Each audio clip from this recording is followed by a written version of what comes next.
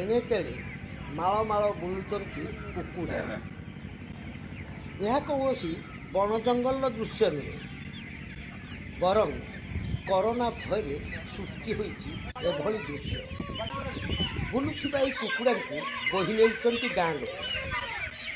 ଭଲ କରି ଦେଖନ୍ତୁ, ସମସ୍ତଙ୍କ ହାତରେ ଏକାଧିକ କୁକୁଡ଼ା। ଯିଏ ପାଇଲା ସିଏ ନେଲା, କାହାର କିଛି ପ୍ରତିବାଦ କରିବାର ନାହିଁ। ଏପରି ଦୃଶ୍ୟ ଦେଖିବାକୁ ମିଳିଛି କଟକ ଜିଲ୍ଲା ଟାଙ୍ଗୀ ପଞ୍ଚାୟତ ଇଟୁଆ ଗ୍ରାମରେ। ଇଟୁଆ ଗ୍ରାମର ଅକ୍ଷୟ ପଣ୍ଡା ନାମକ ଜଣେ ବ୍ୟକ୍ତି ଏହି କୁକୁଡ଼ା ଫାର୍ମ କରିଛନ୍ତି। ହେଲେ କରୋନା ଭୟରେ ସେ ଫାର୍ମର ଦ୍ୱାର ଖୋଲି ଦେଇଛନ୍ତି। ଯିଏ ଯେତେ କୁକୁଡ଼ା ନେଇପାରିବ। ଏଣେ ତେଣେ ବୁଲୁଥିବା କୁକୁଡ଼ାଙ୍କୁ ବୋହି ନେଉଛନ୍ତି ଗାଁ ଲୋକ। ଗୋଟିଏ ପଟେ କରୋନା ଠାରୁ ନିଜକୁ ସୁରକ୍ଷିତ ରଖିବା ପାଇଁ ରାଜ୍ୟ ସରକାର ପ୍ରଣୟନ କରିଛନ୍ତି ବିଭିନ୍ନ ଗାଇଡଲାଇନ୍, ଯାହାକୁ ସାଧାରଣ ଲୋକେ ଆନନ୍ଦର ସହ ଗ୍ରହଣ କରିନେଇଛନ୍ତି।